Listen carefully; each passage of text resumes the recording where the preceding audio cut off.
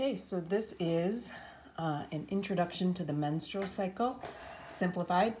To begin, I just wanted to review the hormone names and abbreviations. This is a hypothalamic, anterior pituitary, ovarian, and then uterine flow of hormones. Starting in the hypothalamus, we have gonadotropin releasing hormone. That triggers the anterior pituitary to release gonadotropins. These two are gonadotropins.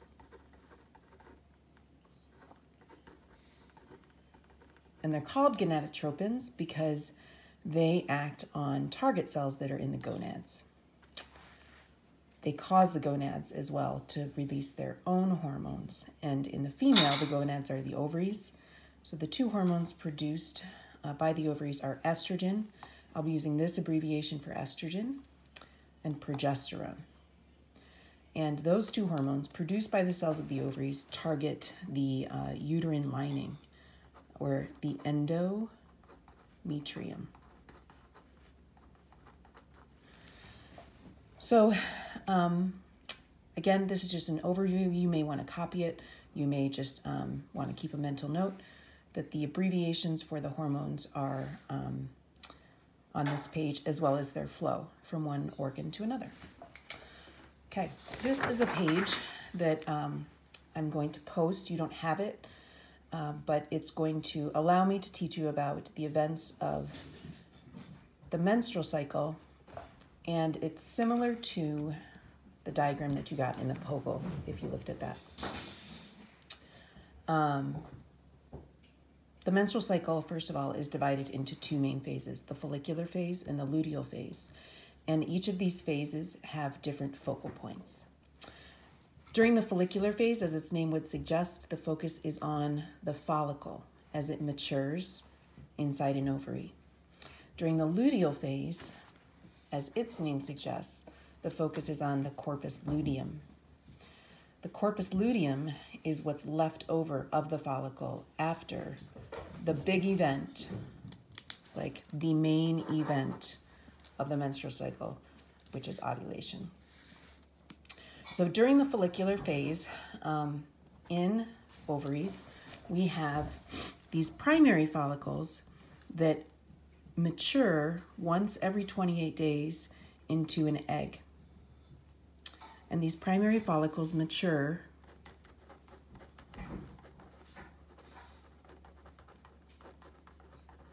under the influence of follicle-stimulating hormone. And that's nice because that makes sense. Follicle-stimulating hormone stimulates a primary follicle to develop larger and larger in size and mature into what eventually then gets released as an egg. The other thing that happens in these follicles in the follicular phase is that they also produce some estrogen. And that estrogen is going to build the uterine lining.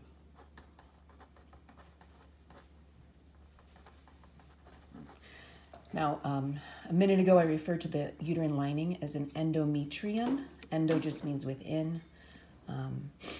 It's the medical or scientific term for the uterine lining, but I'll probably go back and forth in how I refer to them. So day one of a cycle is going to involve FSH stimulating the follicle to grow and develop. And that takes 14 days on average. Day 14 is the time when ovulation occurs. Ovulation occurs due to something called an LH surge. And we'll look at that more in a graph in a moment. The LH surge triggers the release of an egg, and then after ovulation, we have the corpus luteum, which again are the leftover follicular cells. I'll be referring to the corpus luteum with a C and an L. And those leftover follicular cells continue to function. What they do is they make hormones, estrogen and progesterone, to maintain the uterine lining.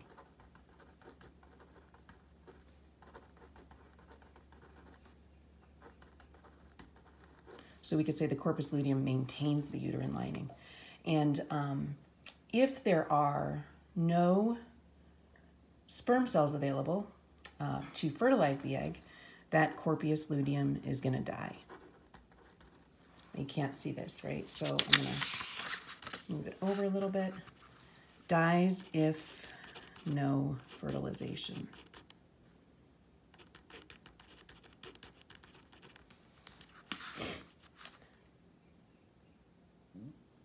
In other words, if there is no fertilization by sperm,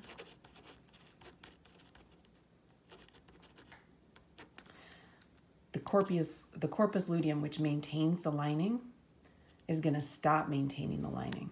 It can't maintain the lining if it's dead, right? So the uterine lining sheds, and this is when you get menstruation or a period.